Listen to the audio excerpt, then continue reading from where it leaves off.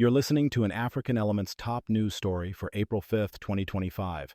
Please visit our website at africanelements.org for more daily news. North Carolina botched SWAT raid lawsuit, Institute for Justice, wrong home vehicle mix-up. Imagine waking up to explosions and armed strangers smashing into your home. This nightmare became reality for Alyssa Carr, Avery Marshall, and their 2 children in North Carolina. Deputies, acting on faulty information, conducted a violent SWAT raid on this innocent black family. They confused the family's car with one used in a robbery, despite clear differences.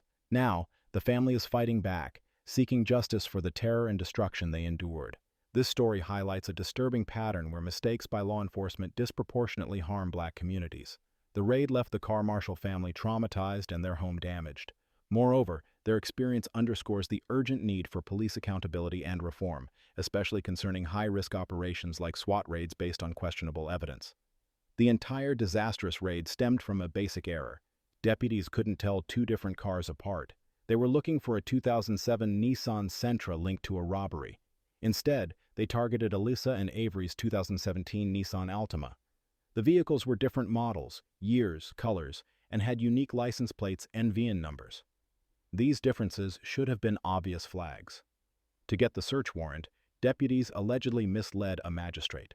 They claimed the cars were identical, which was false. Furthermore, they based the location partly on a phone signal ping.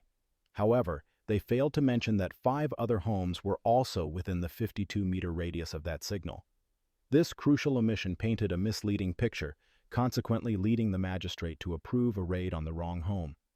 The raid began with terrifying force. SWAT officers deployed flashbang grenades, creating blinding flashes and deafening sounds.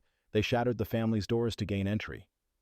Inside, the family, including children aged 9 and 16, were confronted by deputies pointing firearms directly at them. This aggressive entry set the tone for a traumatic ordeal. Avery Marshall faced particular brutality. Forced to lie shirtless on the floor covered in shattered glass, his recent back surgery was ignored. Shockingly, a deputy stepped on his back while he was down.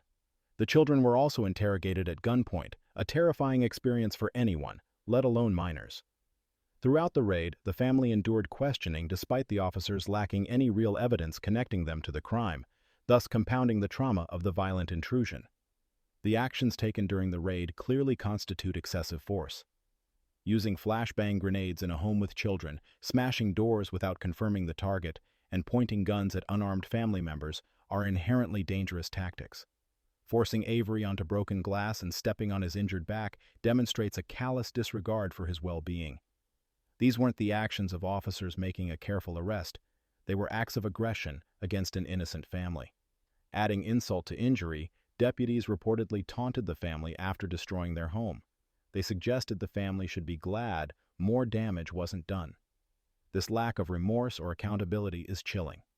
Consequently, the family's lawsuit rightfully calls out this behavior, framing it within the context of systemic police violence that often targets black citizens with impunity. The terror of the raid inflicted immediate and lasting harm. Alyssa Carr suffered heart palpitations during the event and later experienced a 3rd heart attack, which her family attributes to the stress.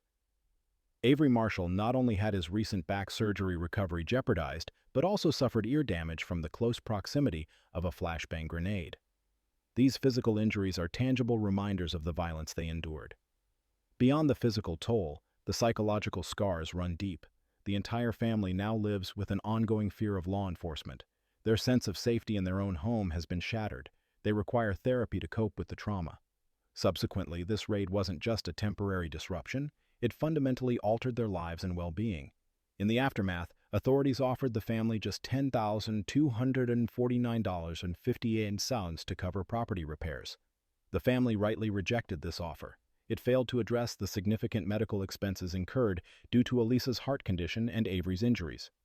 Furthermore, it ignored the profound psychological harm inflicted on the entire family and didn't even cover all the physical damages to their home.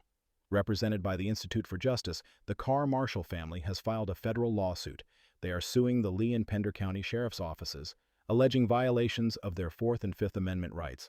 Their case mirrors others fighting against wrongful raids and lack of accountability, such as an FBI wrong home raid case in Atlanta, currently seeking Supreme Court review. Ultimately, this legal battle is not just about compensation. It's about demanding justice and systemic change to prevent similar tragedies. Copyright African Elements.